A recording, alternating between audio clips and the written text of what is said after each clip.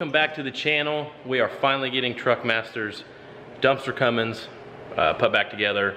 We started today with retiming the injection pump. We turned the timing down to stock until he gets this engine broke in, and we don't want to pop another gasket on this thing. So we timed it back at stock, and now we're about to check protrusion of the pistons 1 and 6. I want to compare them. Hydro-locked cylinder number 1, so we want to verify that the rods are good.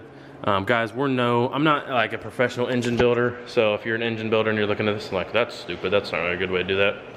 I don't know what to tell you. This is just what we're gonna do, and we're gonna put it back together. So anyways, to do the pin timing, we just pin timed the pump. This is a 165 auto maxed pump. It's probably like, it's either 14 or 16 degrees. Have to look at the tag, but we got it pin timed, and now Mason is getting this little indicator set up, and we're going to zero it on the block and then move it over to the piston and check protrusion. And as long as everything checks out good, then we're going to stick the cylinder head back on this thing. I think I'm going to pull the compounds off, or at least part of them, and try to put them back together a little differently so they're not in such a bind. We have it at the highest top dead center right now. I have Mason kind of demonstrate that. He's going to zero it on the block, piston,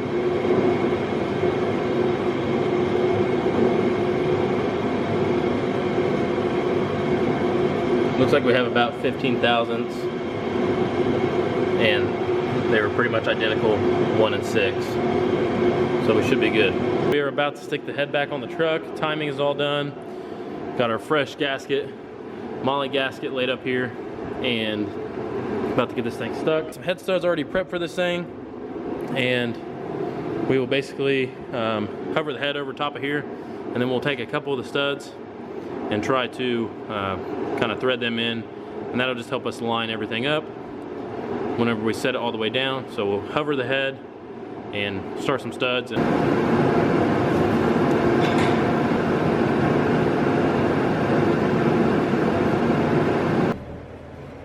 I just put one in there that's 4,000 smaller. We're not going to be out.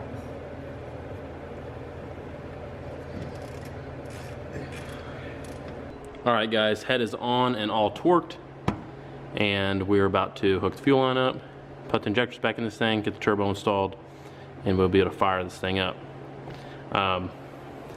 Pretty exciting actually. Tonight is Monday night, and this is the last night of the giveaway. The giveaway is going to be over tonight at midnight, basically 1 a.m. Appreciate each and every one of you guys for entering and being a part of that, and can't wait to see who actually wins this thing. If the winner has not already been announced, I don't really know when this video is going to be posted, but appreciate you guys for entering the giveaway for the 79 Cummins. But anyways, head is all torqued, 125 pounds on the studs. I'm going to hook this rubber fuel line up back there, and then go ahead and start getting the valve train on and get it all set, and throw the injectors in, and yeah, we'll knock all this out. Injectors are installed, and now about to set the valve lash. You can see they're way out. So we're going to set these valves, have our harmonic balancer marked. I'm going to do half of them, and then we'll rotate the engine 360 and do the other half.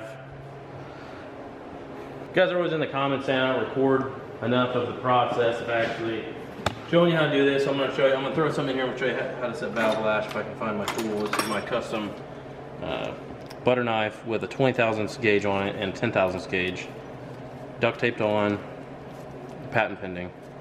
But basically guys, this is just, we do a lot of Cummins stuff, so this is just a little tool I made so that way I don't have to mess with it. Yeah, this is just comfortable. Anyways, you'll need a 14 and a 5 mil Allen, I believe.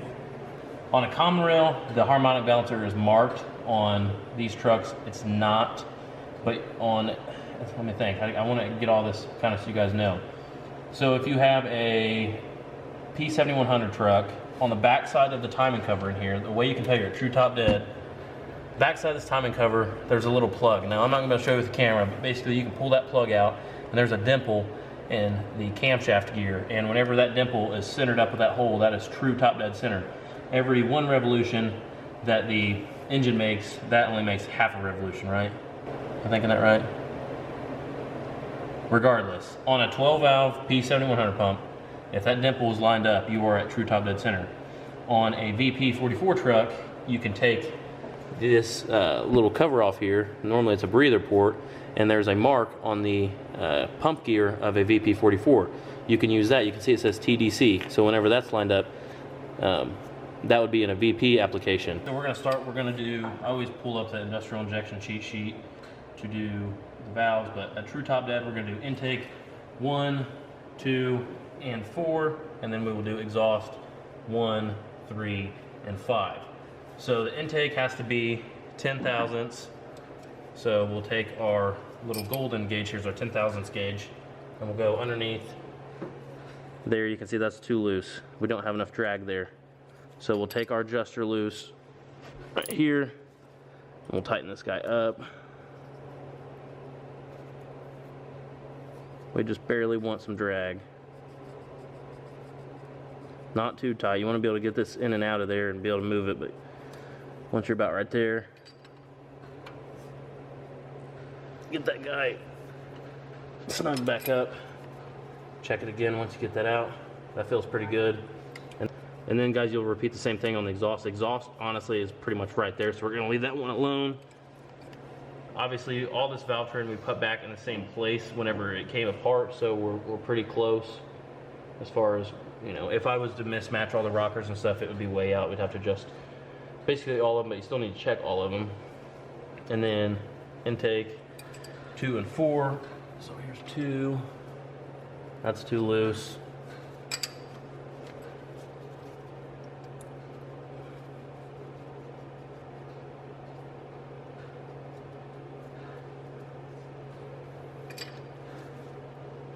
Yeah, 1, 3, and 5. We've done 1 already. 3 is a little loose.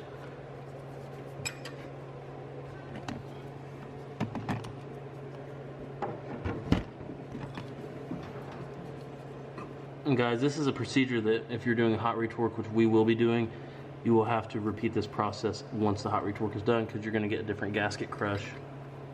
They will be pretty close, but there'll still be some out of whack after you do a hot retorque. Okay, so that's the first set done that we can do.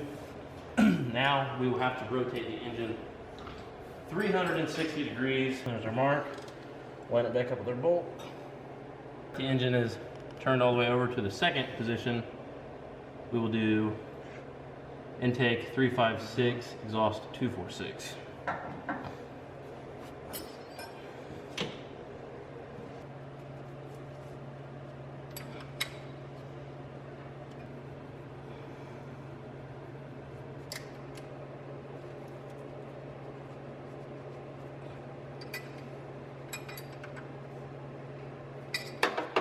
Valve lash is all set. We're good to proceed putting this thing back together.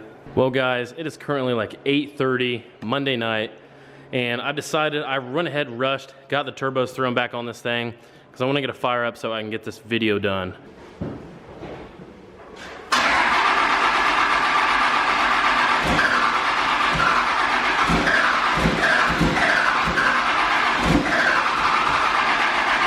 It is now Tuesday. Last time we were working was Monday, and I ran into an issue last night. I could not get this truck to fire. I will throw the clips in now, but basically what I think happened was I obviously retimed this truck, and I think it jumped time as soon as I tried to crank it, and the timing was just a little bit below pin, and it just wouldn't fire with the big injectors and big lines and stuff. Being a 24 valve, obviously a 12 valve, you know, they could be a little retarded off the 14 degrees that this pump would have came at, but it'd probably still start. But this thing just would not start. Just have to retime the truck again. It is now right at 20 degrees. We used the power driven diesel wheel. It's pretty accurate for the most part, but truck fired right up, and we have this thing running again. I pulled outside, horn is unhooked. I just want to get this thing mobile. It is now mobile again, and it can actually stand to sit outside. So only having a single bay garage, guys, that helps a lot. Last night I took delivery of another truck we're gonna be doing some work on. We've already done work on this thing, but I think it's having a fuel pump issue. So it got delivered on a wrecker last night, super late. And we've just been grinding away at this thing tonight, cooling in it and stuff, and wrap up some other stuff. I am gonna clean a lot of the stuff up, and hopefully the goal is when Josh comes back down to pick it up 100% okay. We are super familiar with second gen Dodges on this channel, so I want to wrap up as much stuff as I can with this thing. I want it to be turnkey, where he can get in it and he can beat on it, have fun with it, and enjoy a Cummins. The whole Cummins thing for him so far has probably not been the best experience. The whole second gen Cummins thing for him has probably not been the best experience. He initially went to a full rebuild and has just had quite a few quirks that he's had to work with to get this thing back on the road. So, I do want to show you guys, before we close the video out, I do want to show you, it does run, obviously. I want to start it for you. I will warn you though that this clamp is, the V-band is basically ruined and it's flattened out. So it's not going to seal, so you're going to see a little bit of smoke coming from here, but I had to verify what size it was. It's an HX40, so I'm going to get one ordered and we will get that replaced. And she sounds pretty good too.